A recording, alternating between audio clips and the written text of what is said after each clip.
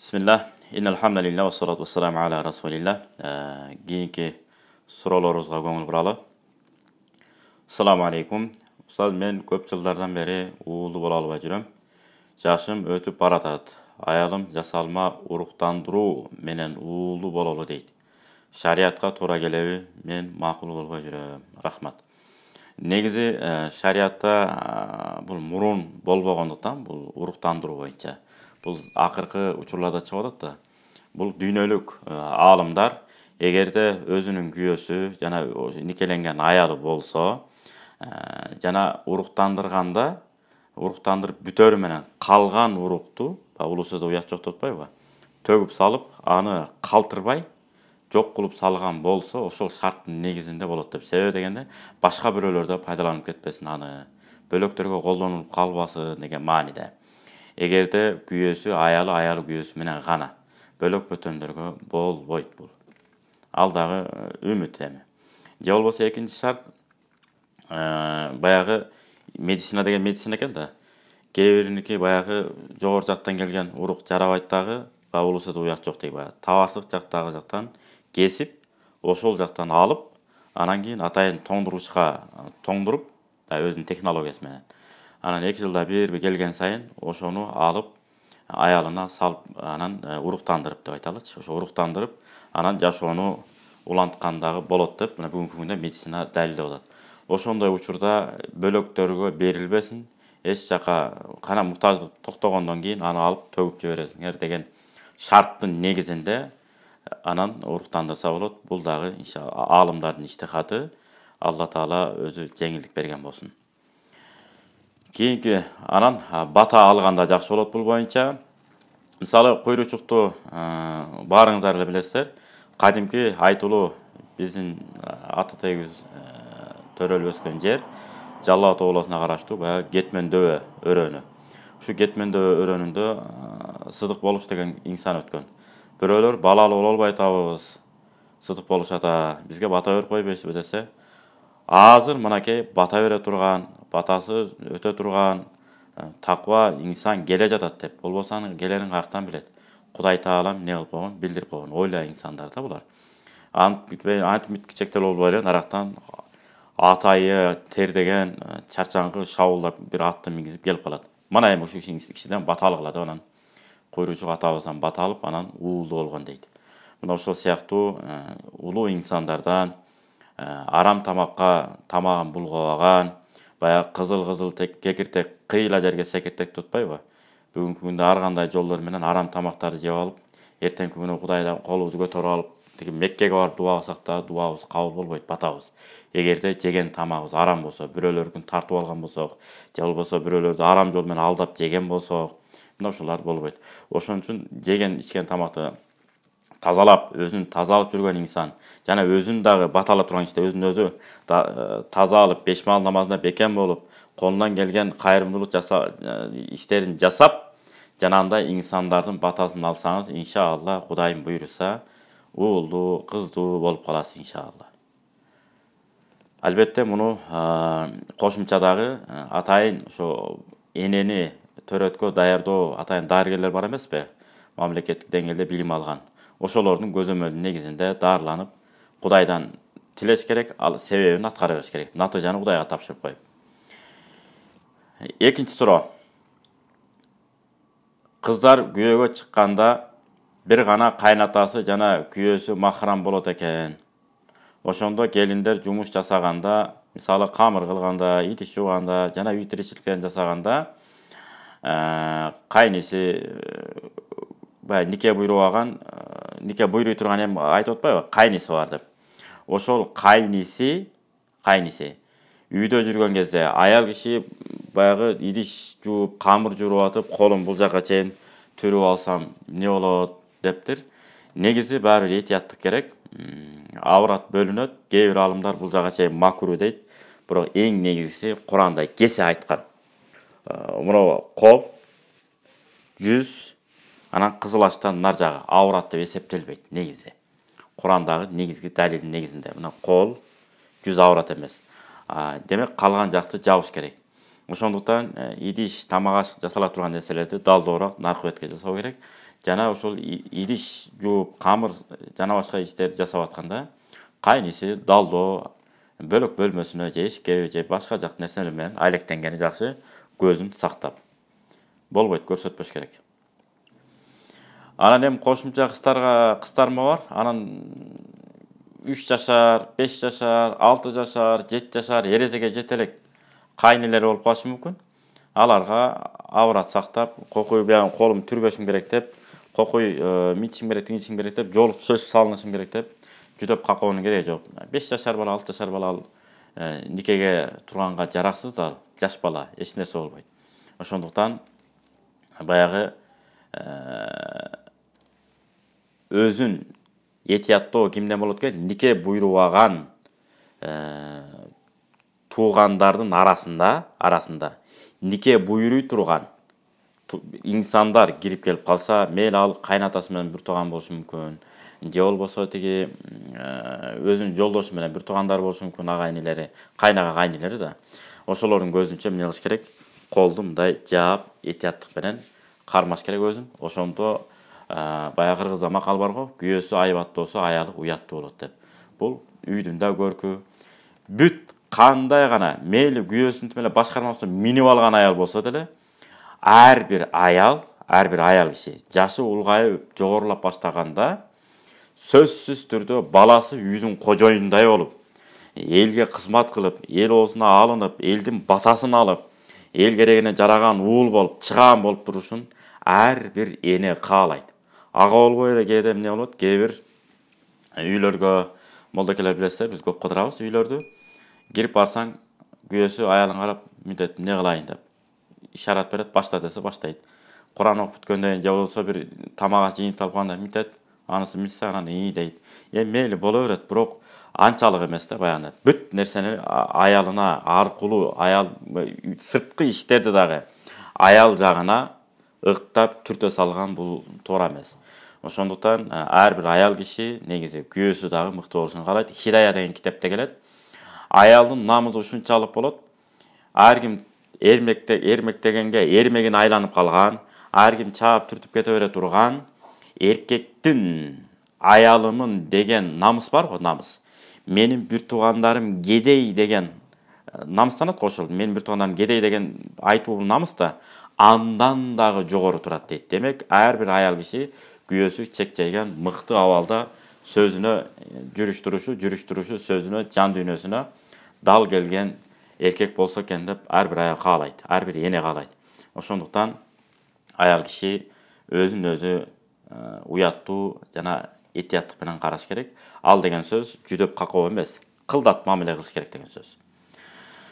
Кийинки суроо: менин чалым колу бошто гана намаз окуйт. Боло береби? Такыр окубай калгандан көрөк ара чороодо дейт. Негизи андай болбойт. Бул Мукашафатул кулуб деп коет Имам Газалидин. Жүрөктөрдүн ачылышы, бири-биринин ачылышы. Бүгүнкү күндө жүрөктөрдүн ачкычы деп багындырып которулган жакшы китеп бар. Ушул намаз боюнча аябай катуу айтылган, бекем айтылган, мындай айтқанда кызыктырылып айтылган. Ошо китепти окуп коюңуздар сөзсүз түрдө. Жүрөктөрдүн ачкычы деген. Ибадатка канткенде кандай болгондо бекем болот, ошону үйрөтөт. Анткени Алла Таала Куранда айтат: "Инна солата танха анил фахшай вал мункар". Албетте намаз адам баласын ар кандай күнөө, туура эмес нерселерден тозот деп. Ибн Касир ушуга ачыктама берет, тафсирлеп айтып берет. Кимде ким 5 маал намаз окуса, жана күнөө нерселерден токтолбосо, демек анын намазы кабыл эмес. Кимде ким 5 маал намаз окуп, күнөө иштерден токтолгон болсо, демек анын намазы кабыл экен белгиси деп. Ошондой чоң бир биздин жан дүйнөбүздү тазалап, көзөмөлдөп туруп, кыямат күнү суралганда да биринчи намаздан суралабыз. Ошондой болгон Алла Тааланын буйругун эмне кылышыбыз керек? 100% аткарышыбыз керек. Туура, баягы иш убагы болот, башка болот. Ошол учурда баягындай 2 саат дуа кылып отуруп албаш керек да, бата тилеп. Сүннөт окудуңузбу? Фарз окудуңузбу? Сүннөттү андай некелеке сүннөт, мисалы пешимде. Окуп алыңыз дагы, дароо зикирди чала кылып, бата кылып, же болбосо аябай кыйчалыш болуп калса, ушунчалык өкмөттүн ишинде иштейсиз, же болбосо бир шериктер менен иш кыласыз. Такыр ушунча убакыт табылбай калды. Ошол кезде жок дегенде фарзды окуп алыш керек. Фарзды окуп алып, анан нары көздөй ишиңизди улантасыз. Бирок муну адатка айландырбаш керек. Убакыт келенби? Кененчил болуп калды, сүннөттү кошо окуңуз, зикир чалыңыз. Анан эми иш кыйчалышып атат. Айталы саат Birde işiniz baştalат, 12'den 1'ge çeyин abet. 1:30'da bir epte uақытта farz оқып алдыңыз. Оқып алып эле чыгышыңыз керек эле. Сиз болсо сүннөт окудуңуз, фарз окудуңуз, дайкирге сүннөт окудуңуз, зикир чалдыңыз, шашпай, бата тилек кылып отуруп, бер жагы жарым саат, 40 мүнөткө чейин убакыт кетсе, шериктериңиз эмне болот? Жана курулушта иштеп аткан, же болбосо бир оор иштерде иштеп аткан, бир же болбосо бир тынымсыз бири-бирине жардамдаша турган иштер боло турган болсо, ошол кезде түйшүк пайда болот. Ушунун баарын алдын ала алыш үчүн мусулман кыскасы кайсы жерде жүрбөсүн ыңгайлуу жүрүш керек. Ыңгайлуу жүрүш керек. Бирөөлөргө жүгүбүздү артпашыбыз керек. Пайгамбарыбыз да айтып бар, бирөөлөргө тамактануу боюнча бирөөлөргө жүк болуп алгыла, жүк болуп албагыла. Аларга бир үй бүлө сыяктуу болуп артылып албагыла өзүңөрдүн мойнунан, алардын мойнуна дейт. Ар бир адам өзүнө өзү шарт түзүп, өзүнө өзү эмне керек? Тыкан болгонго аракет кылыш керек. Кийинки суроо. 10 жыл өтүп кеткен каза намаздарды азан коомат чакырылабы? Кандай окушум керек? Ушул жөнүндө айтып бериң, айтып коесузбу дептир. Албетте, эң биринчи 10 жылдан бери казаңыз көп болсо, биринчи азан айтасыз, андан калганына жалаң коомат айтып окуй бересиз. Жалаң коомат айтып намазыңызды окуй бересиз. Ханафи мазхабында ушундай уруксат. Ар бир азан жана коомат айтыш шарт эмес. Бир жолу азан айтасыз, андан калганына коомат айта бересиз. Эгерде жалгыз болсоңуз, анда коомат айтып коюп өзүң деле мындай деле окуй берсеңиз да болот, уруксат болот. Анткени бул намаздын шартына кирбейт. Айталы, бир отурганда эле сиз 5 күндүк намазды, же 7 күндүк намазды, же 1 айлык намазды окушуңуз мүмкүн. Анда шарт туруп эле окуй берсеңиз болот. Жалгыз отурган болсоңуз. Эмне үчүн? Хидая деген китепте келет. Ханафи мазхабы боюнча эң белгилүү китептердин бири бул. Ушул китепте азан айтуудан максат эмне дейт? Айланадагы адамдарды чакыруу. Коомат айтуудан максат айланада отурган адамдарды, мечитте отурган адамдарды тургузуу дейт. Ал жерде сиз жалгызсыз, өзүңүз турасыз. Ошондуктан коомат айтпай дагы окуй берсеңиз болот дейт. Касыр намазына кандай ниет кылынат? Алла разы болсун, рахмат дейт. Касыр намазына кадимкидей эле көкүрөктөн эле ниет кылып өткөрүп коесуз. Мен бүгүн пешимде касыр окуйм да деп ниет кылдыңыз да, көкүрөктөн ниет кылып. Бүт ошол жетиштүү негизи. Ошол мен пешимди, асырды, куфтанды касыр кылып окуйм деген көкүрөктөн ниет турабы? Бүттү. Асыр намазын окууга ниет кылдым деп эле ниет кылып, ичиңизден Аллаху акбар деп жүрөк менен айта бересиз. Эгерде кандайдыр бир азгырыктарга түшүп калган болсоңуз, айтайын деп көкүрөк менен ниет кылайын десеңиз эле оюңуз бул жака, тигил жака, оңго, солго, үстүгө астыга ооп бурулуп кете берсе, анда тил менен айтып, көкүрөк менен ниет кылганга жардам бересиз. Мунун мааниси кандай? Ичиңизден ниет кылганда, пешим намазын окууга ниет кылдым дейсиз. Ошондо жүрөк менен кошо эмне болот? Ниет кылган болосуз дагы, Аллаху акбар деп кулак кага бересиз. Анан дагы кошумча түшүндүрмө? Намазга кулакты Аллаху акбар деп каккандан кийин ана башталат. Ким базарчы болсо базардагы иштери, ким курулуш болсо курулуштагы, ким соодагер болсо соодада кылып жүргөн аласа береселер бүт келип алат мына мээңизге. Такыр кет десеңиз де кетпей келе берет, кайра келе берет. Өзүңүз дүйнөнү кыдырып кетишиңиз мүмкүн ушундай. Ошолорго кыжалат болбой элеңиз. Эң негизи ниет улам жаңылап, кайра жашына калып намаз окуй бериш керек. Кээ бир адамдар болот экен, намазды жаңы баштагандар. Мен ушинтип ниетим кетип калып атат. Мен намаз болду, же эмне болду депчи. Ага кыжалат болбоңуз. Кээ бирлерин көргөнбүз. Мечиттерде өз көзүбүз менен. Бир жолу Борборт мечитте көрүп калдык. Монати Аллаху акбар деп ниет кылды. Машалла. Кудайым берип бир да ихлас менен ниет кылат экен деп турсак, жок. Кайра башына мунуп туруп, Аллаху акбар деп ниет кылып туруп, кайра колун байлап туруп, эми баштайын, жакшы болду деп башталат го деп атайлаган деле жок. Биз кокус көрүп калдык да. Муну эмне болуп атат деп мындай карасак, кайра ошо ниет кылып отуруп бир оңго жакын кайра кулак какты да, баягы жарабай калып мен ниетим бузулуп калды окшойт деп. Ошондой болбойт негизи. Сиз мечитти көзө мындай басып келатасыз да, кирип келатасыз. Мен ушул пешим намазын окуп алайын ушу жамаат менен, же болбосо асыр намазын окуп алайын, же багымдат намазын окуп алайын деп кирип келатасызбы? Ошол өзү чоң ниет ошол өзү. Кирип келгенде, имамдын жанына келгенде, ушу имамга уюдум деп туруп, жүрөгүңүздөн ниет кылып, ушу пешим намазын, багымдат намазын окууга ниет кылдым деп туруп, имамга уюдум деп туруп, Аллаху акбар деңиз, болду. Анан жок болбой калды, анан окшошпой калды деген ал жок, ал өтпөйт ал. Ошол шайтан азгырат. Ошол шайтан азгыра берет, анан натыйжада намазга кирүү маселеси оор болот дагы, ыхласыңыз бара-бара кайтат. Кудай сактаган болсун. Ниетим болду, жакшы болду, сонун ниет болду деп кадимкидей ниет кыла бересиз. намазыңызды оқи бересіз ниет қылып. Кейінгі сұрау, мурас қандай бөлінеді? Мурас тарату фарз ғой, бізде көбінше кичүү балдарына берилет. Анын өкүмү кандай болуп калат? Негизи Ханафи фик китептерде мурасты көбүнчө өзгөчө, мисалы Кудурийде фарайыз китеби деп коет. Фарайыз. Баягы ошол үчүн баягы арабча билбей эле аят хадистерди талкуулай бергенге кээ бир молда келип суроону берет да. Фарз менен фарайыздын айырмасын билесиңби деп. Фарайыз деп бул мурас, парыздар деген сөз, бирок фиктагы мааниси эмне болот экен? Бул мурас темасына дал келет дагы мурас китеби болуп калат. Бул өзү фарида деген сөздөн чыгат. Китабул фарида деп атпайбызбы? Ошол фаил таразасына түшөт. Фаридонун көптүгү фарайыз деп коет. Филлуга сөздүктөгү мааниси ат-тактир. Бир нерсени өлчөө, чектөө, мына ушул мааниде болот. Ал эми бул хадисте мындай деп келет. Биринчи Алла Таала Куранда эмне деди? Фаридатан миналлах деп, бөлүү да бул, бөлүү. Таалламул фараида. Ушул фарздарды үйрөнгүлө деп пайгамбар Мухаммад алейхиссалам хадисте эмне деган? Бизге имам Хаким Ибн Мажалар риваят кылган хадис бар. Таалламул фараида. Фарз илимдерин, фарздарды, мурас илимдерин не кылгыла? Үйрөнгүлө деген. Эми караңыздар. Пайгамбар Мухаммад саллаллаху алейхи ва саллям мындай дейт: "Таалламул фараиза." Шу фарздарды үйрөнгүлө. "Ва аллимухан наса." Адамдарга үйрөткүлө. Өзүңөр үйрөнүп туруп, кайра адамдарга үйрөткүлө. "Фа инни имруун мaqbudun."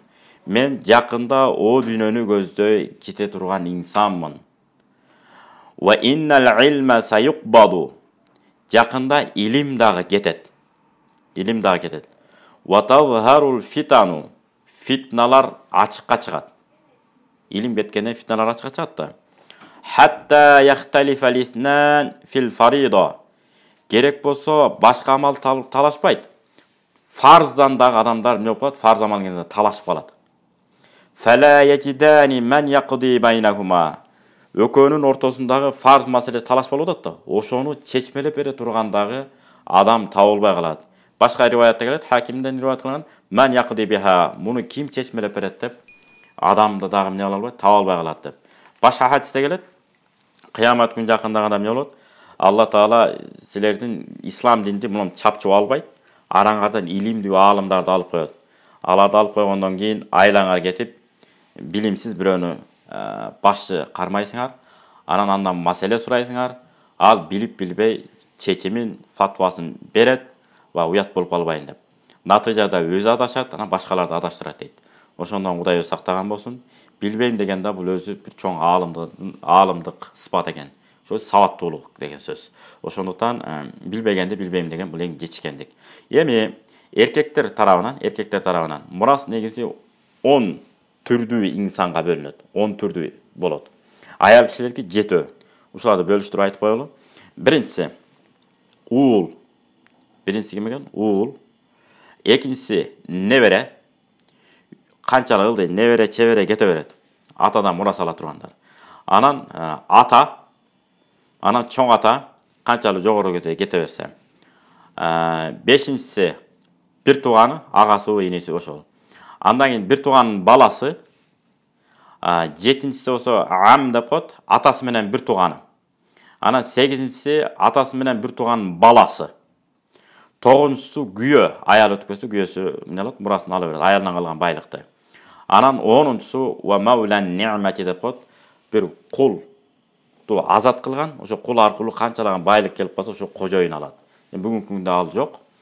Ал эми аял кишилерде 7 өтпөйт. Биринчиси кыз. Кыз да мурас ала алат. Экинчиси баласынын кызы. Үчүнчүсү эне. Төртүнчүсү чоң эне. Бешинчиси кыз бир тууганы, эжеси карындашыбы. Алтынчысы аялы. Анан жетинчиси кулду, күңдү азат кылган кожойке. Кожойун эмес, кожойке. Ошол аял киши да эмне кыла алат? мурас ала алат. Ва заужа аял деп айттык. Демек жалпы 17. Мурас алчуларды айтпадыкпы? Эми албай турган 4 турдардан бар. Мурас албай турган. Биринчиси әл-мәмлүк деп коет, кул. Кожоюн өтүп кетсе, кожоюндан толтура байлык калышы мүмкүн да. Менин да акым бар, кул болсом дагы деп эмне кыла албайт. Эми азыр кул ээлөөчүлүк жок эми. Ошо нерсе дагы заман аргандай Кудай сактасын бирок. Андай согуш болбой эле койсун. Мусулман мамлекет менен мусулман эмес мамлекет согуша турган болсо, ошонун ортосунда пайда боло турган нерсе да бул кул ээлөөчүлүк деген. Ошол кул эч качан кожоюндан мурас ала албайт. Экинчиси әл-катил минәл мактул.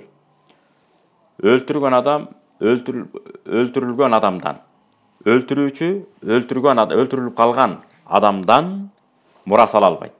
Bir adam бар, bir адамды өлтүрүп койду. Ошо өлтүрүлгөн адамдан бар мурас албайт. Балким ал баласы болуп калышы мүмкүн. Балким атасы болушу мүмкүн, баласын өлтүрүп алышы мүмкүн. Ушундай да. Ушулар эч качан эмне албайт? Мурас ала албайт. Анткени пайгамбар Мухаммад алейхиссалам не деген? Әл-катил, баягы өлтүргөн ла ярис, мурас ала албайт деген. Пайгамбар Мухаммад алейхиссалам ушундай хадис бар. Экинчиси, жакшы түшүнүп алды. Биринчиси кул эч качан эмне албайт? Кожоюндан мурас ала албайт. Мурас ала албайт. Ал эми катил, киши өлтүрүүчү өлтүрүлгөн адамдан мурас ала албайт. Анткени пайгамбар эмне дептир? Әл-катил ла ярису. Өлтүрүүчү эч качан мурас албайт. Ибн Мажа Дарақутни риваят кылган хадис бул. Үчүнчүсү әл-муртад, динден чыгып кеткен адам. Динден чыгып кеткен адам мурас ала албайт мусулман адамдан. Ошондой эле төртүнчүсү әхлүл миллатайн деп коет. Эки миллетте болгон адамдар бири-бирине мурас ала албайт. Мусулман капырдан, капыр мусулмандан.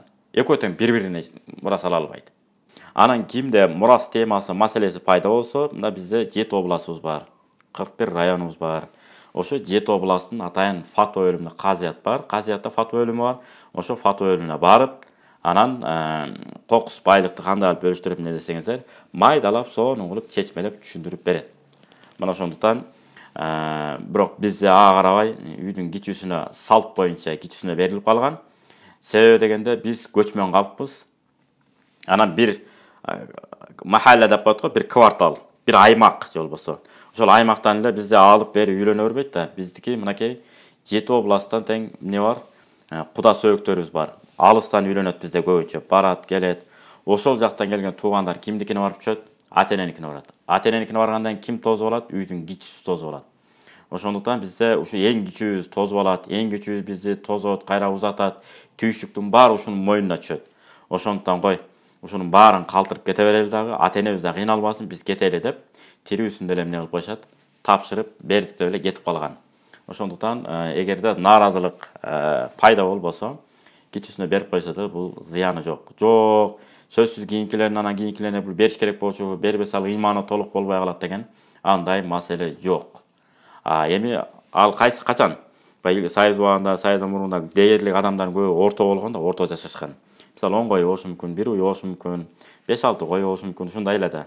Бүгүнкү күндө соода кенен жайылды, пайгамбарыбыздын хадиси бар го. Берекени 10го бөлсө, ошонун 9 бөлүгү эмнеде деген? Соодада деген. Ошон үчүн соода бүгүнкү күндө кенен кулачын жайып атат. Соода аркылуу көптөгөн байлыкка ээ болушу мүмкүн. Аны үйдүн кичи баласы алып калабы деп, жок, андай болбойт. Бөлүштүрүш керек негизи. Жана биз жогоруда айткандай. Кийинки суроо, өмүр баянын айтып кетсе, илимди каяктан алган дептир. Өмүр баяным мен өзүм Кетмендө өлүп болом, Токтогул район бүгүнкү күндө. 1982-жылы туулганбыз. 2 уул, 2 кыздын атасымын. Апам дүкөнчү, атам дагы жардамчы болуп жүрдү. Кийин ашкана иштешти, курулушчу, тракторист, ушундай болуп иштеп жүргөн атам. Чоң атам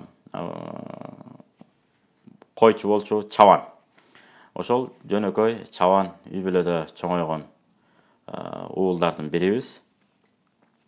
Ушул 5 жашыман баштап ошо чоң ата, чоң апам жаттым кеч, жастыгым тыч, тилегеним иман, тилим Куран, ла илаха иллаллах Мухаммад расулуллах деп ушу келмени айтышың керек. 4 жарыярдын досумун, Кудайдын кулумун, Мухаммеддин үммөтүмүн, имам азамдын жолундамын деп ушу сөздөрдү айтып мээбизге куюп, ошо чоң энебиз бизди ушу дин жолуна, салт санааны ошо чоң энебиз үйрөттү. Анан бизге илгерки ата бабаларыбыз жөнүндө, дин жөнүндө көп айтчу. Анан чоң атам дагы эртең мен өлүп калсам аркамдан Куран окуй турган урпак болуш керек, бата кыла турган, жүзүнө бата тартып, бата тилеп, атыбыздан соо арнап тура турган бала чака болуш керек. Силер билишиңер керек. Ар бир мусулмандын бул милдети болот экен балам деп Фатиханы, Аятал Курсу деген сүрөлөрдү бизге кайра айттырып эле. Баягы тили келип келбей, баягы кыргыз кирилл тамгасы менен жатташкан да булар. Ошо баягы тилдер арабча камда так келе албай. Аллаху ла илаха илля хуал хайюл койюм дегенди Аллах илаха илля хуал кайюл кайюм деп иши кылып, ушундай кылып не кылган, дити менен бизге үйрөтүп, кирилл тамгасы менен болсо дагы жаттатып, анан биздин чоң аталар жөнүндө, андан мурунку чоң аталар жөнүндө баардыгы ушундай болуп өткөн. Куранды жаттаса балам, кыямат күнү биздин башыбызга тажы кийгизилет экен. Ушуларды сен аткарышыңар керек. Мусулманчылыкты бекем тутунган адам эч качан кор болбойт эки дүйнө деп ушундай нерселердин баарын үйрөтүп, натыйжада анан 3-чү классыбыздан баштап орозо кармай баштадык. Анан 5-класстарга барып калганда анан өзгөрүштө Айты деген дамлабыз бар, Эмил деген дамлабыз бар. Бирок баарыбыздын устатыбыз Айты деген дамлабыз. Ушу кишиден окудук. Кийин ал киши турмуш шартына байланыштуу көчүп кеткенден кийин Эмил деген устазыбыз бар. Ошо Эмил деген устазыбыз бүгүнкү күндө дагы Өзгөрүш айыл өкмөтүнүн баш имамы. Ошол устазыбыздан Муалим Салим деп коет го, билебиз баарыбыз эле. Куран алфеси. Ошол китепти окуп бүтүрүп, жаттап, анан бизде 80ге 90го чыккан, сакалдары көкүрөккө чейин түшкөн, бир тутам сакалдары бар, калыстыгынан тайбаган, түз сүйлөгөн, санжыра менен тарыхты тимелечи чуурулуштуруп, байланыштырып сүйлөгөн, мурунку доордогу устаздар жөнүндө, аксакал дамлалар жөнүндө сөз сүйлөп берген карыялар болор эле. Ошолор кызыктырып, анан ошолорду макалла капташтырып сүйлөгөн ушундай инсандар болор эле. Ошолорду карап отуруп, угуп отура берчү элек. Анан барып Куранды үйрөндүк, намазды үйрөндүк. Анан 7-8 класстан кийин 14 жашыбызда Сокулукка келдик. Кадимки мынагу даватчылардын эң бир көрүнүктүү бир дамлалардын бири, мына Сиражин деген дамла билесиздер баарыңыздар. Ушу Сиражин дамланын атасы бар эле. Рахманкул деген дамла. Өзү Лейлектен болот ал киши. Ушу Сокулукта Токтогулдан нар жагын кабыл алыш эмес. Таш урса эле бир моллонун башына тиет. Орун чектелүү. Биз бул жактагыларды гана кабыл алышыбыз керек деп. Анан бул жактан бизде Токтогулда силерде акындар, анан ушу дин көп чыгат, анан ырчылар көп чыгат. Анан берки динден болсо алыстап кеттиңер, башка тармагынан гана эмгектенип калыпсыңар, динден алыстап кетипсиңер. Ушундан бул жагын алалы деп анан бизди кабыл алган. Мишка деп коет элек. Анан Мишка деген акебиз, Расул деген акебиз, ушулар бизди ушул жака кызыктырып алып келген. Рахманкул деген дамланын колунда окудук, барып келип окуп жүрдүк. Мектепке барып катталып, кайра келип ушундай кылып. Анан кийин ал жерден Рахманкул дамла кетти, бир жумуштарына байланыштуу Кочкорго которулуп. Андан кийин азыркы бүгүнкү күндө да Сокулук районунун баш имамы Икрам деген дамлабыз бар, устазыбыз. Ушу кишинин колунда да 1-2 жыл окудук. Анан барып 11-класстын бүтүрүп, андан кийин аттестатты алдык, мектептерге катталып окуп. Андан Кара-Балтага бардык. Бүгүнкү учурда Ислам институту бар ал жерде, Кара-Балтада. Медресе эмес, Ислам институту. Молла Халил деген устазыбыз бар. Азирети Осман атындагы. Ошол институтту бүтүрдүк артыкчылык диплом менен. Фикты, грамматиканы болсо Молла Халил дамлада үйрөндүк. Фикты Молла Халил устаздан үйрөндүк. Грамматиканы Абдушукур Исмаилов деген устаз бар. Ушул киши Куранды которду го кыргызчага, Садубак дамла. Ошол которгон китептин авторлорунун бири катары Абдушукур Исмаилов устаз. Ошол кишинин колунда 20 утурма даргиндер туугандан ошолордун программасын бүтүргөнбүз Молла жамиге чейин. Андан кийин араб тилин арабча сүйлөгөндө устаз Ахмат, устаз Нидал деген, устаз Валид деген устаздарыбыз бар эле, араб устаздар.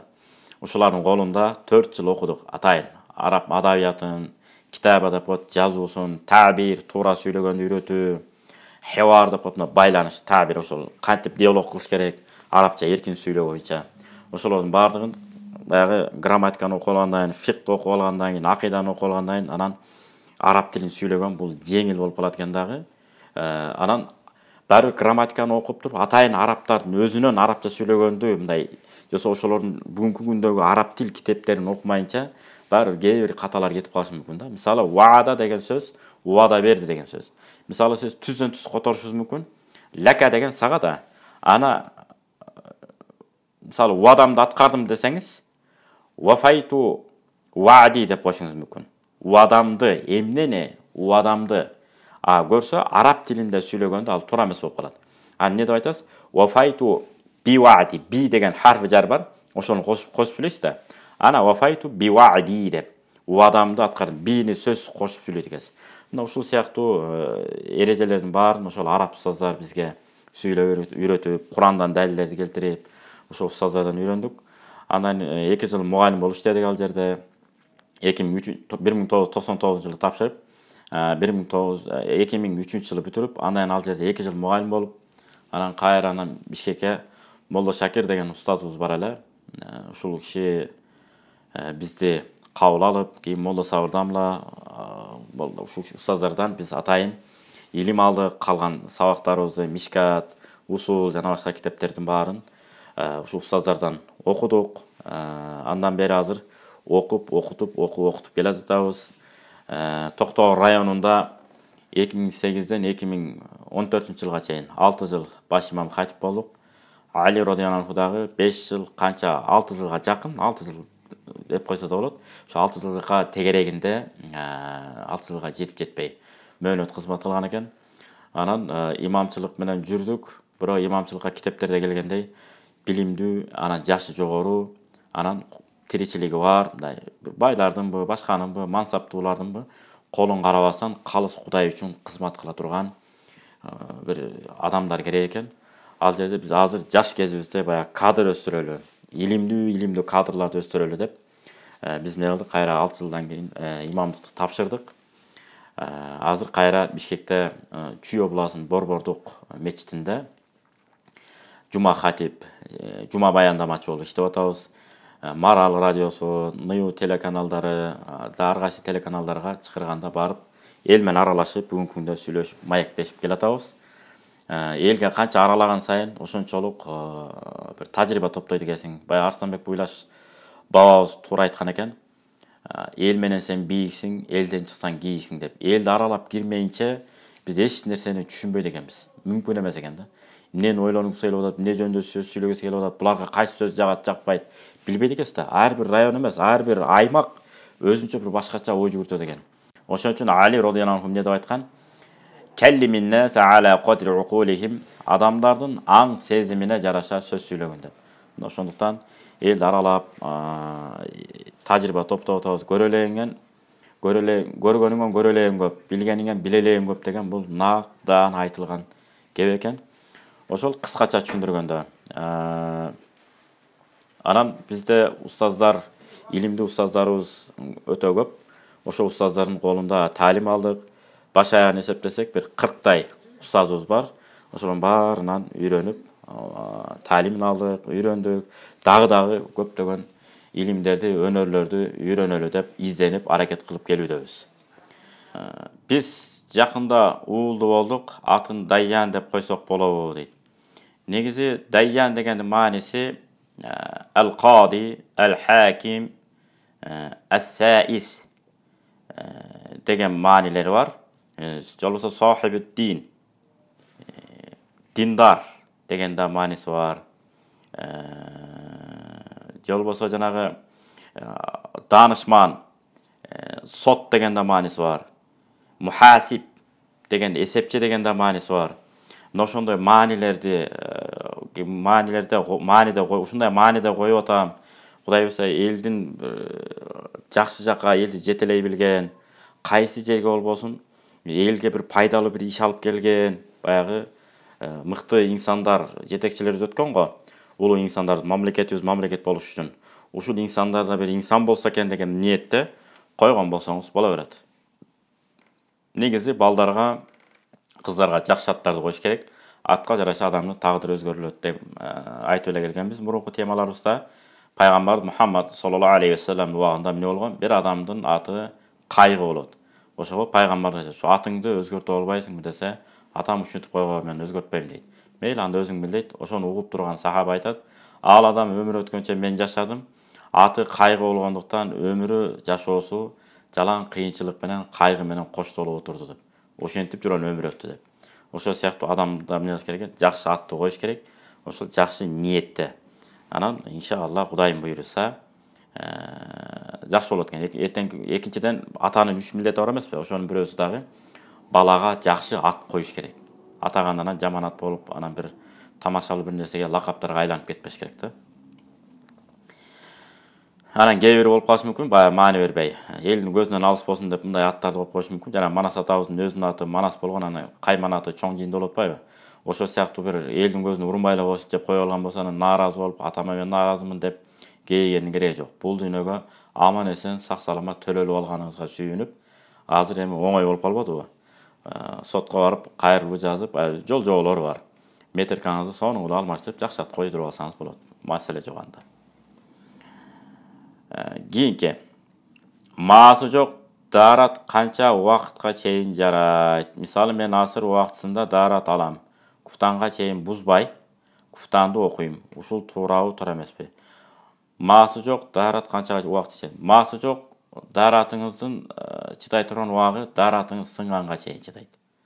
Daaratыңыз сына менен daaratты буза турган нерсени аткарышыңыз менен daaratыңыз сынат. Анан daaratыңыз бузула турган нерсени аткарбасаңыз, демек daaratыңыз сынбайт. Эртеменги намаз daaratыңыз менен 5 маал намаз окусаңыз болот. Балким сиз чайды аз ичесиз, тамакты аз жейсиз өтө. Ошого байланыштуу. Анан кийин мен жок чыдайм да деп туруп чыдап жүрө берби?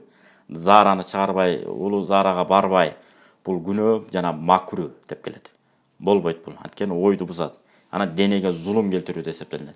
Кандай кез ошондой бүтүрө бериш керек. Анча-мынча, мисалы айталы, күн суук жерге бардыңыз, бирөөлөрдүн үйүнө конок барып калдыңыз, асырда daarat алгансыз, ошо менен шамды куфтанда окуп алсаңыз болот. Беймарал окуй бересиз. Сөзсүз ар бир намазга daarat алыш шарт эмес. Маасыңыз барбы, маасыңыз жокпу, айырмасы жок. Daaratты сындыра турган нерсе жасабадыңызбы, уктап калуу жана белгилүү темалар. Ошолорду аткарбасаңыз эле кадимкидей намазды окуй бересиз. Ал эми маасы бар эмеспи? Маасыны баягы бутуңузду жууп кийдиңиз да. Кийгенден кийин үстүңкү daarat, мисалы кийгенден мен бол daaratым сынбайт деген маселе жок.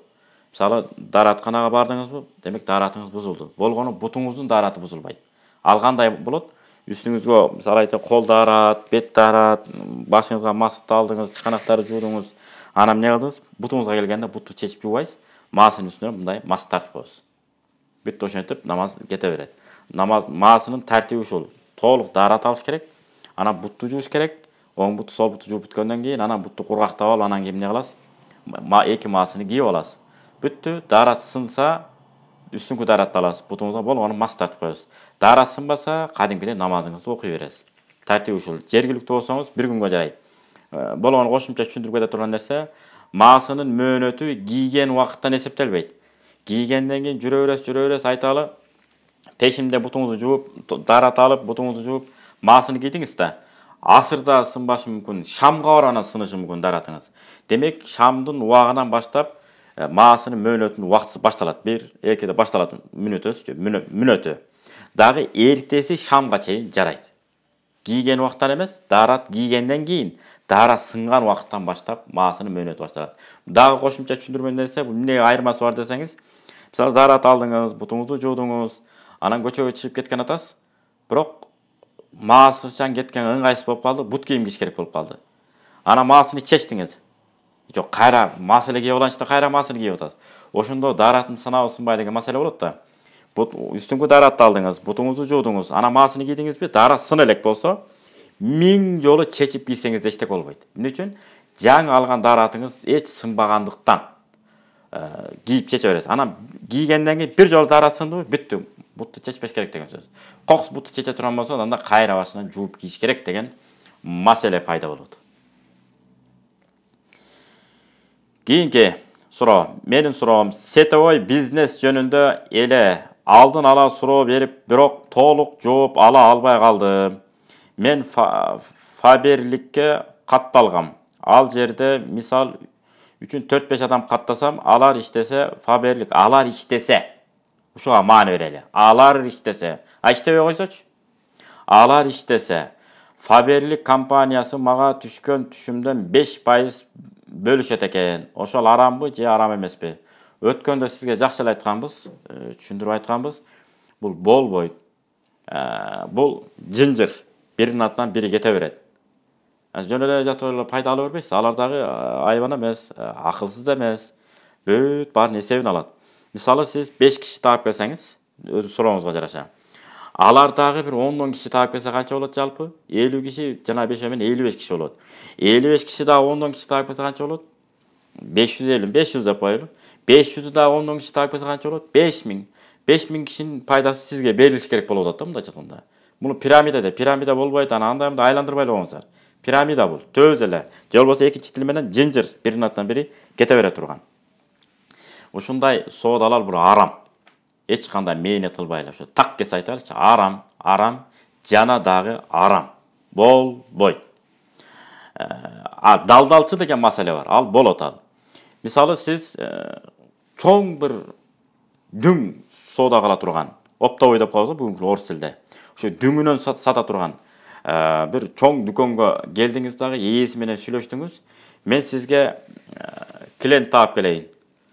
Канча пайыз алып келесиз деп. Мисалы бир проводдор дейли, этаж үйлөргө. Айталы ошол жерге бир 10 000 метрби же 20 000 метрби, 100 000 деген метрлүү проводдорду алып келем. Бирок сизге мен 2% же 3% чыгарып берип отурам десе, через бирөө аркылуу кетпейт. Түз эле сиз алып келесиз.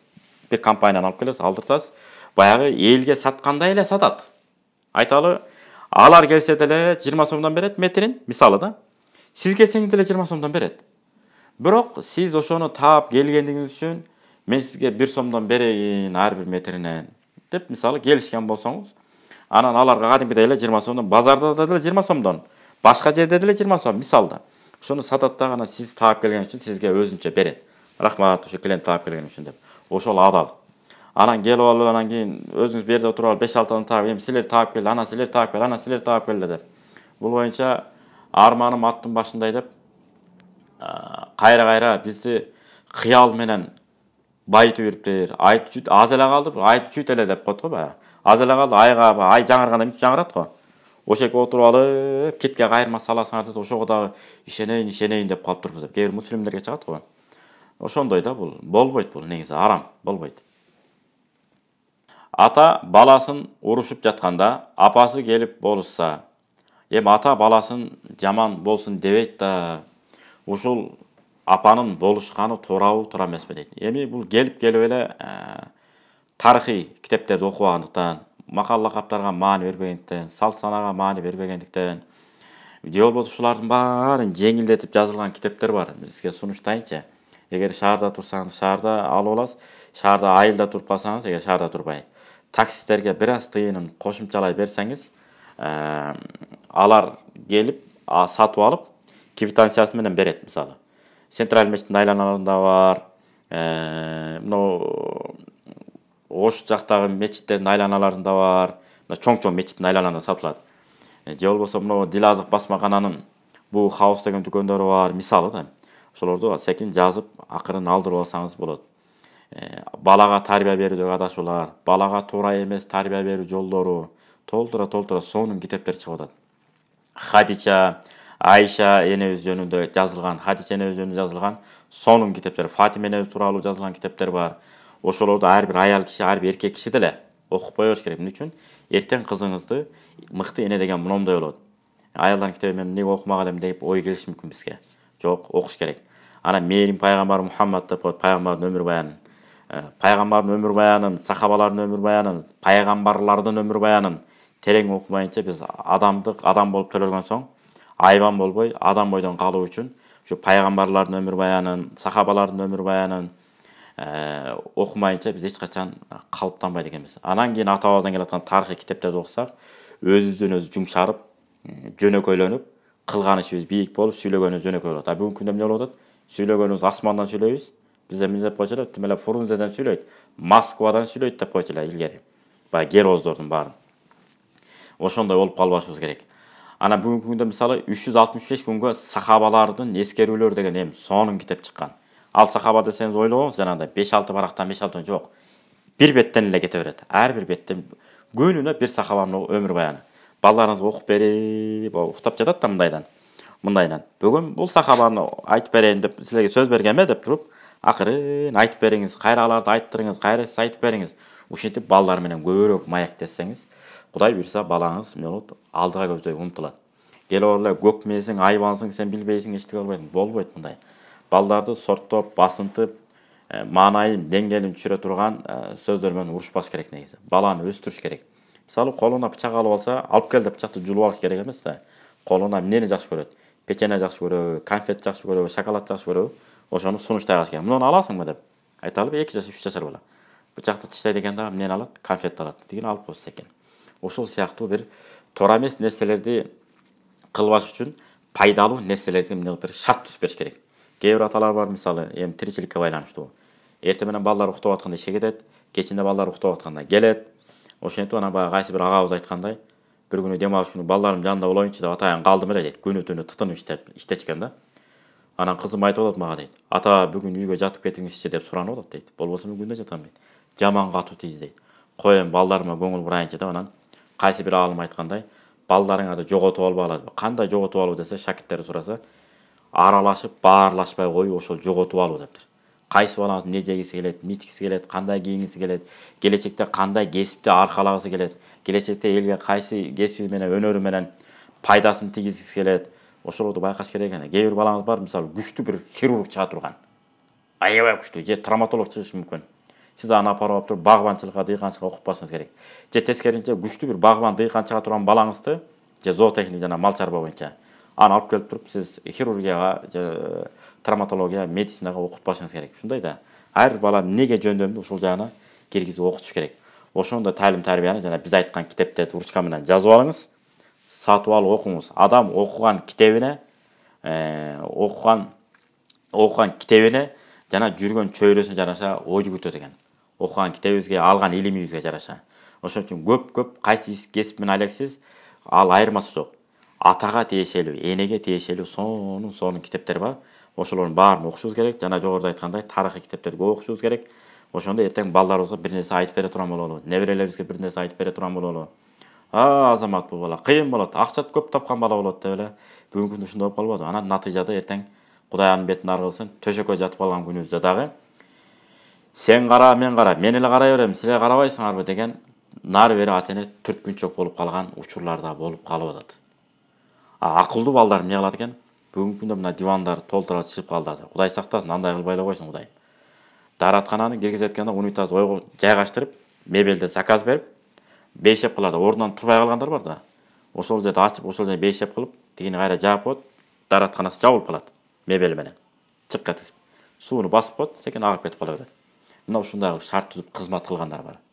Ошондуктан өзүбүзгө шарт түзүү эмес, ата-энеге шарт түзүбүз керек экен. Биз ата-энебизге шарт түзүп алардын батасын ала турган болсок, бизге бала чакабыз шарт түзөт экен. Ушундай экен да. Келме-кезек терметесек деп. Ошондуктан адептен, ыймандан, билимден кур калгандан Кудай сактасын. Балдар ушунчалык китеп сүйүп окуш керек. Койчу болсо дагы грамотный койчу болсун. Ушунчалык сабаттуу, билимдүү болсун.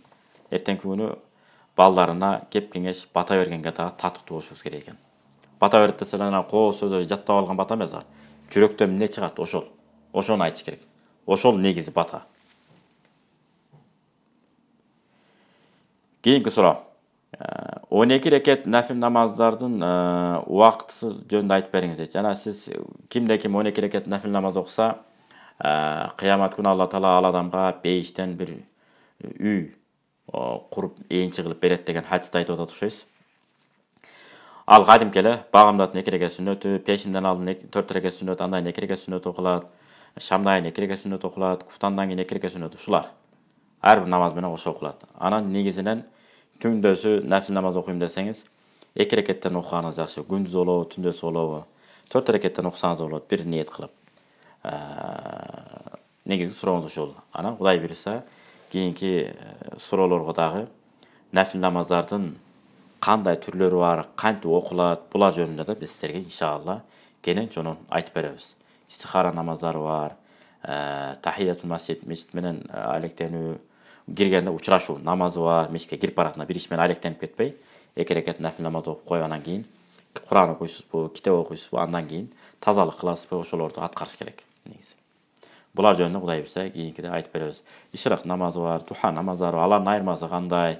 Бүт Кудай буйрса. Кийинки суроо. Устаз, шайлоонун шайтан оюндары башталды. Шайлоого баруу керекпи же жокпу? Булардын арасында кимди тандайбыз? Ооба, башталды. Шайтандын деп айтуу бир аз оорураак болот, шайтан деп. Шайлоонун жарыштары десек да туурараак болот. Эмнеге дегенде кээ бир өлкөлөр бар. Байрагы жок, туусу жок, герпи жок, атайын мамлекет деген статусу жок. Ошолорду көрүп билип туруп эле кээде ушу жеңил санай беребиз да.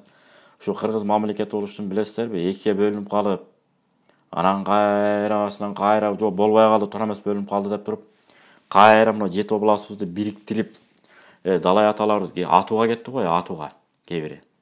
Каны төгүлдү, өмүрлөрү курбан болду, ден соолуктарын кеткенин айтпай эле коелу, кейип отуруп. Ошолордун негизинде анан эмне болду? Биздин татынакай кыргыз мамлекети деген статусту алдык биз. Стан эмес. Арабстан, мурда Арабстан болчу, кийин Арабия боло болбоду. Ошол сыяктуу биздики Кыргызстан эмес, Кыргыз Республикасы. Гербти карасаңыздар жазылып турат. Кыргыз Республикасы. Бул деген сөз, урпактар, келечек урпактары. Биз силерге муну аманат кылып бердик. Эми кийинки урпактарга кыянат кылбай тапшырып уланткыла деген мааниде бул. Ошон үчүн Халид ибн Валид радыйаллаху анху пайгамбар Мухаммад алейхиссаламдын аскер башчысы болгон бул. Ушунчалык стратег генерал болгон да, мындай жатканда согуш боюнча эң алдыга жетелеп, бир да согуштан баягындай бүт согуштарда жеңген, же болбосо жоокерлерин аман эсен эмне кылган, Кудайдын буйругу менен алып качып чыгып кеткен. Ушунчалык стратег күчтүү болгон. Бул боюнча өмүр баягын окугандар жакшы билет. Кайман аты Сайфулла, өзүнүн аты Халид ибн Валид. Ушу кишинин жакшы сөзү бар. Баягы жалганчы бир өзүм мен пайгамбармын деген бир жалганчы киши чыкканда, ошол кишиге чыкканда элдерге кайрылат. Алар аябай топтолушат өздөрүнө тарабына. Урматтуу мусулмандар, силер коом, улут болуп мына бөлүнгүлө дагы, ошол улут, коом экениңерди далилдеп турган бирден байрактарыңар болсун. Ошол байрактарыңар жерге кулап калбасын. Эгер ал байрагыңар, желегиңер жерге кулап кала турган болсо, биз силерди алсыз коом деп билебиз деп. Көрдүңөр, бул маанилүү. Анысары биздин ата-бабаларыбыз мына кыргыз мамлекетте байрагыбызды, герпибизди, статусубузду колубузга карматтуу Кудайдын буйругу менен. Биз барганга милдеттүүбүз туугандар. Болбосо качкыңыз келбесе, барыңыз келбесе, паспортуңузду жыртыңыз, метрикаңызды жыртыңыз. Жана шайлоого баруу арам деп атпайбы? Ошол адамдар дагы метрикаларын, паспортторун жыртып, бул капыр болду. Ошо капыр мамлекетинде мен паспортун албайм, кагазын албайм деп баарын албайм, эмне кылыш керек? Чыгып кетиш керек. Мисалы, чочконун эти да арам, сүтү да арам, тезеги да арам. Китептерде келет, керек болсо чочконун тезеги огородко себилип калса 3 жыл күтүш керек дейт. 3 жолу айланып, баягы мисалы Кыргызстандын климатын алатан болсо, кар жааш керек, ал сиңиш керек, жаз келиш керек, жай келиш керек, кайра кар жаап, жаз келип, жай келиш керек, күз келиш керек, кайра кар жаап, жаз келип, жай. 4-чү жыл анан кийин иштетесиз. Көрбөйсүзбү? Кандай жагыбыз арам. Ошол сыяктуу бул шайлоого барган арам, болбойт дегендер, бул Кыргызстанда мен чыгып кете берем. Кыргызстан мен үчүн маанилүү эмес, Кыргыз мамлекети дегенге тете болот. Ошондуктан барышыңыз керек, анан жүрөгүңүздү угуңуз. Биз мына партияны, анан тиги партияны шайлайбыз деген бул ар бир адамдын өзүнүн пикири бар. Мисалы, ар биринде бирден анан намаз окуганына карабайбыз. Ким намаз окуса, ал эмне үчүн? Кудай үчүн жана өзү үчүн гана окуйт. Кудайдын ыраазына жетейин. Кудай менен ошол пенденин ортосундагы эле бул мамиле.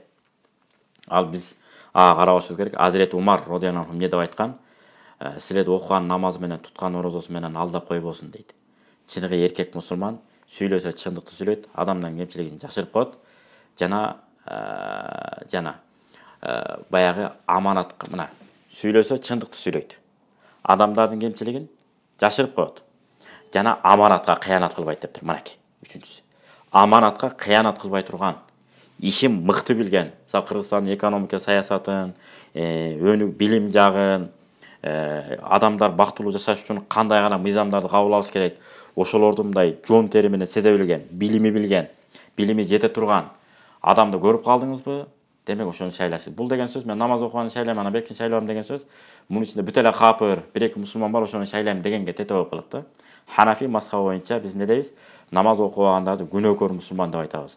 Намаз окушуңуз керек, кыямат күнү намаздан сурак болот деп биз эмне кылабыз? Кайра-кайра айта беребиз. Анткени ислам динине кириш үчүн ким ла илаха иллаллах Muhammed Rasulullah. Peygamber hadis var da men qala la ilahe illallah muhlisan deydi. Kimde kim жүрөгү менен la ilahe illallah Muhammed Rasulullah деп айта турган болсо, дахалал жаннал бейишке кирет деген. Бул хадиске биз алымча кошумча айтканга акыбыз жок. Пайгамбар хадисте айтты, бүттү. Болду. Кээ бирөө болбойт ушуга да жок, мындай да дейт, мындай да өтпөйт. Пайгамбар ачык сахih хадисте айтты, достоверный деп коебуз мындай, бекем хадисте. Бүттү, ушу менен маселе чечилет. Ошондуктан ар биринде мыктылар бар. Ошону сиз тандаңыз. Элди, жерди, акчага, мансапка алданып, мамлекеттик келечегин талкылай турган мыйзамдарды иштеп чыга турган адамбы? Же арзубаган акчага сатылып кетип туруп, эмне кылып, мамлекеттин келечегин, элибиздин келечегин талкылай турган мыйзам чыгарабы? Ошого карап туруп анан кийин эмне кыласыз? Шайлашыңыз керек. Кээ бир адамдар бар, мисалы, арасына кетип атпайбы ошол депутаттардын? Депутат болом дегендер. Мисалы мыйзам менен берене, баш мыйзам, конституциялардын несин айырмасын билбей эле кантип мыйзам чыгарыш керек, кантип аны ыгын келтириш керек, мурунку мыйзамдар менен кийинки мыйзамдарды кантип бири-бирине байланыштырыш керек, карама-каршы келтирбей. Ошолордун баарын эптештирген, билген, мыкты көңүлүңүзгө ким туура келет, ошону шайлаңыз, ошону колдоңуз. Анан Кудай буйрса, анан баягы партиялардын аталыштарына тийип сиз ага алданып калбаңыз. Адамдын өзүнө, сапатына карап эмне кылыш керек? Шайлай бериңиз. Кудай буйрса, элибизге, журтубузга мыкты бир ийгиликтерди, ислам динин дагы мындан да кененирээк кулачын жайып өнүгүп өсө турганга шарт түзүп бере турган. Мындайча айтканда, мусулман экенибизди сырткы товарный вид менен эмес, мамиле менен көрсөтө ала турган, бир шарт түзө турган мыкты депутаттарыбыз келсин деп биз эмне дейбиз? Кудайдан тилейбиз. Анткени Орто Азия боюнча, башка жагын айтпайлы, Орто Азия боюнча эң эркин, эң мындай кенен кесир шарият маселелерин кенен кажы айта турган даражадагы мамлекеттердин ичинде бир гана Кыргызстан эң алдыда. Ошондуктан Али радыйаллаху анху мыкты сөзү бар. Эгерде падыша боло тургандар, жетекчи боло турган адамдар аалымдарга чыныгы шарият эреже мыкты билген аалымдардын үйлөрүнө, иштеген жерлерине барып, кеп кеңеш сурап турган болсо, ошондой болот, ошондой падышалар, ошондой жетекчилер жана ошондой аалымдар кандай жакшы деген. Тескерисинче, кайсы бир жетекчи боло турган болсо, башчы боло турган болсо, ошолордун эшигин алдына барып, эмне болуп керек экен, эмне кеңеш сурайсың, эмне кылалы деп жагалданып жүргөндөр болсо деп бир жагалданып, мындай динди бурмалай беришине мүмкүн, Кудай сактасын. Ошентип жүргөндөр болсо депти. Ошол жетекчилер, башчылар жана ошондой аалымдар кандай жаман адамдар деп Али радыйаллаху анху баса белгилеп айткан. Ошондуктан ислам динин кенен дүйнөгө жайылтышына шарт түзүп бере тургандай деңгээлдеги көкүрөгүнө иман толгон, акылына билим толгон, кол утуна пайдалуу өнөр кесип төгүлгөн мыкты ишкерлерибиз, жетекчилерибиз келсе экен деп Кудайдан тилеп кетмекчибиз.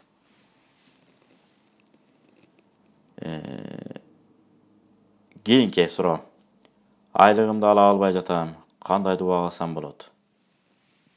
Эми пайгамбарыбыздын баталары бар. Деген Аллахум инни а'уду бика минал факри вал куфр. О жараткан Алла, мени капырчылыктан, купурчулук, жакырчылыктан жана купурчулуктан сакта. Капырчылыктан. Бул жокчулук барып капырчылыкка апарып коюшу мүмкүн деген Кудай сактасын, ал жаман нерсе. Бул бир. Экинчиси ошол адамдын айбирине эле байланыштуу. Шайтан кирип келсе, аузу биllahi шайтан ражим десе качып кетет экен. Адамга болсо Курандын башынан аяна чейин окусаң да тура берет экен да, былкылдай. Мас болсо да турат экен, соо болсо да тура берет экен, кетпейм десе, кетемиз кетип кала берет. Аны окуп туруп кармап кала албайсыз. Мына ошондуктан негизи карыз бергенде Куранда Алла Таала сонун айткан. Не деген? 14 кылым мурун аласа бересе кыла турган болсоңор жазыла деген. Бүгүнкү күндө нотариус менен мыйзамдаштырып алгы берги кылыңыз деген сөз. Себеби эртеңки күнү бербейм деп таанып кете турган болсо эмне кыласыз? Сот жакка өткөрүп коесуз, акырын өндүрүп аласыз ошол аркылуу. Кийинки суроо. Мен 5 маал намаз окуйм, бирок мен башка бир кылган адаттарымды таштай албай атам. Кыздарга барган эмесмин дейт. Жашым 16да, үйлөнгөнгө жашым жетпесе, орозо кармасам деле болбой атат дейт. Ба TikTok тармагында берилген суроолор экен, бул жаш балдардын суроолору албетте, эми эрезеге жаңы жетип аткан. Негизи мээни буруш керек. Мээни акыл сезимди, ой жүгүртүүнү. Болуптур, азыр үйлөнөйүн. Эртең аялыма бут кийим алып бере аламбы? Аялымдын кийимин алып бере аламбы? Эки жака ээрчитип бара аламбы? Мен азыр татыктуу ата боло аламбы? Эртең мына күйөөм десе мен ошол сыймыктана турган бир күйөө боло аламбы? Деп өзүңүзгө өзүңүз суроо берсеңиз, же атамды карап атамдын акчасы менен мынтип, же агамдын акчасы менен үй бүлөм багамбы деп өзүңүзгө өзүңүз суроо бериңиз дагы.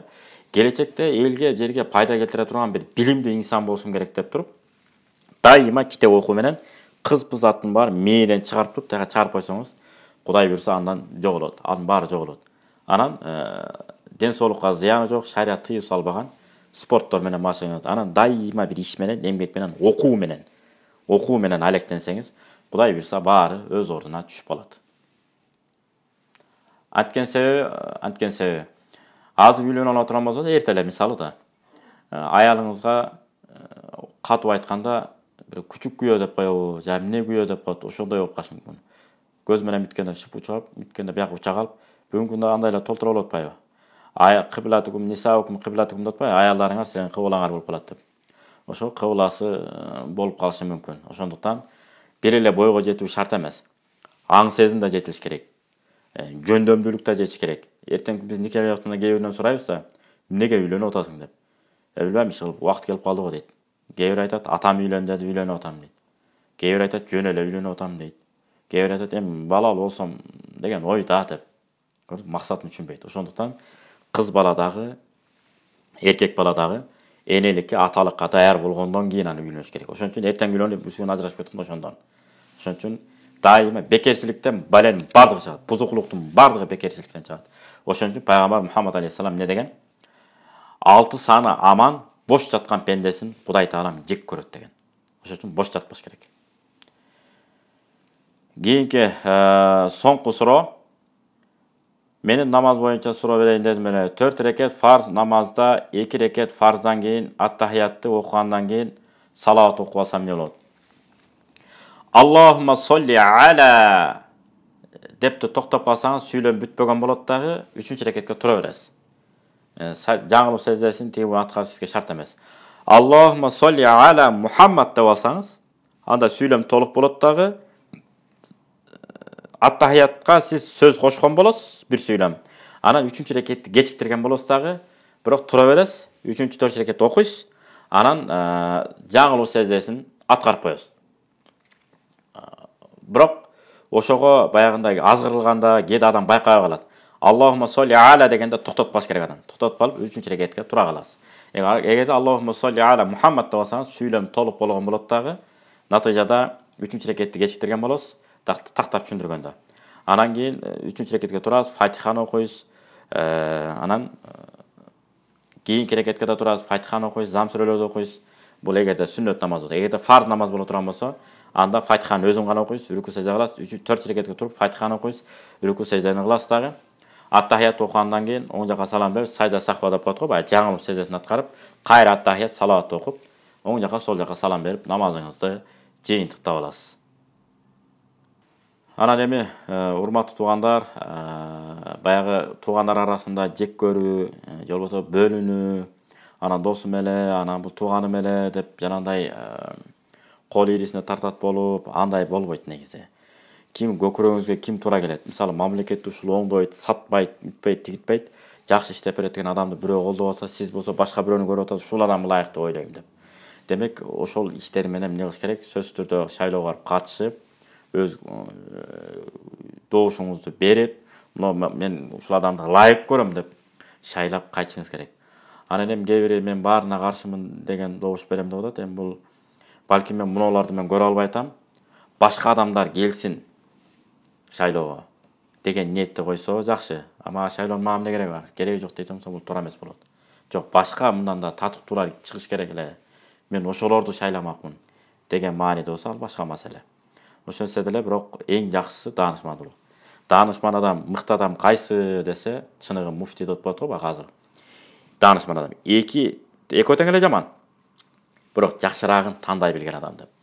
Эми ошо 16 шайлануучу депутаттарыбыз бар, 16 партиясы. Ошонун кайсынысы көңүлүңүзгө туура келет, ошону сөзсүз түрдө бирөөсүнө барып шайлап, анан бир кыргыз мамлекетинин бир жараны катары, бир атуулу катары бир инсан экениңизди, кайдыга карабаган инсан экениңизди далилдеп барып сөзсүз түрдө эмне кылышыңыз керек? Катышыңыз керек. Эмне үчүн? Ушу мамлекетибиз мамлекет болгондугуна, ушул жердин бир жараны болгонуна эмне кыласыз? Шүгүр келтирген болосуз. Айтат го, ла эң шакартым ла азиданнакум, эгер шүгүр келтирсеңер, дагы ал шүгүр үстөккө бостоо кылам деп. Анткени бул сиз атуулсуз, келиңиздер бизди шайлап коюңуздар деп атат да. Ошого барып катышып, муну ылайыксыз, мен муну ылайык көрбөйм деп. Адамдын өзүн жамандап жатып албаш керек. Билимин айтсак болот. Мунун билими жетет, мунун билими жетпейт деп. Адамдар баарыбыз эле окшошпуз. Төрөлгөндө окшош жерден эле төрөлөбүз. Оролгондо дагы окшош эле бир эле кепиңге оролобуз. Коюлганда деле мүрзөгө окшош эле мүрзөгө коюлат. Башкача, анан байларга башкача, анан кедейлерге мынча, анан бул даңктуу адамга мындай, кадыры жок инсанга мындай мүрзө калтырат деген маселе жок да. Баарына эле бирдей.